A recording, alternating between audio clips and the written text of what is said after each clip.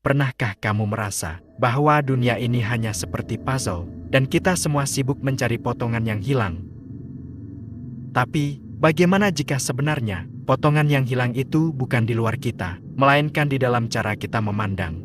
Hari ini, aku ingin mengajakmu berjalan sejenak, menyusuri sesuatu yang tak kasat mata, namun menentukan arah hidup kita.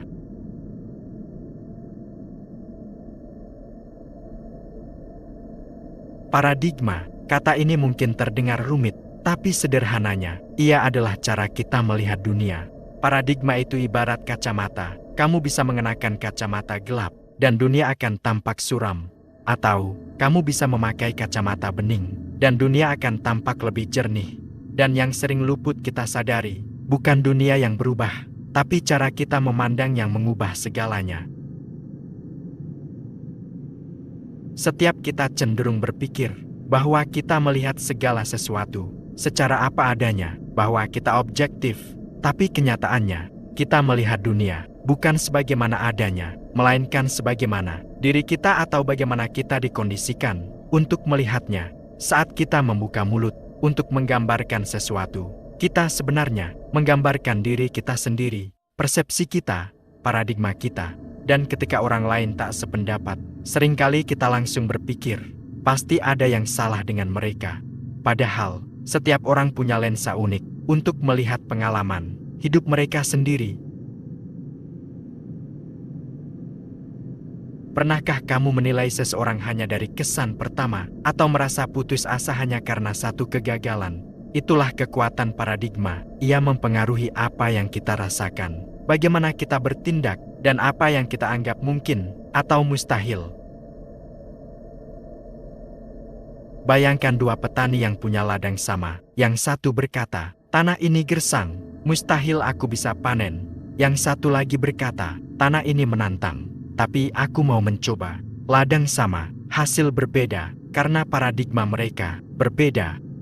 Stephen Covey bilang, kalau kamu ingin membuat perubahan kecil dalam hidup, ubah perilaku. Tapi kalau kamu ingin perubahan besar, ubah paradigma. Paradigma adalah akar, perilaku hanyalah ranting. Kalau akarnya salah, rantingnya tidak akan bertahan lama.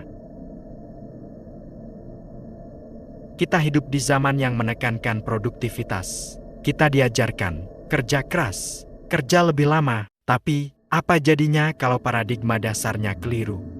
Banyak orang membangun hidup di atas paradigma kompetisi, bahwa hidup adalah perlombaan. Padahal, bisa saja hidup ini bukan soal siapa yang menang lebih cepat, tetapi siapa yang lebih berkelanjutan. Kadang paradigma muncul diam-diam, seperti suara kecil yang berbisik, kamu nggak cukup baik, atau, kalau gagal sekali, kamu akan gagal selamanya.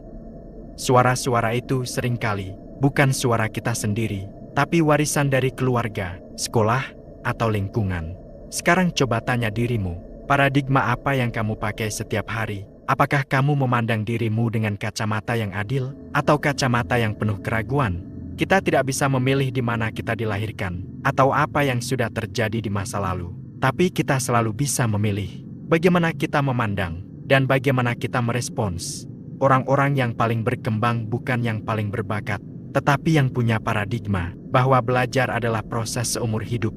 Mereka melihat kegagalan bukan sebagai akhir, melainkan undangan untuk tumbuh.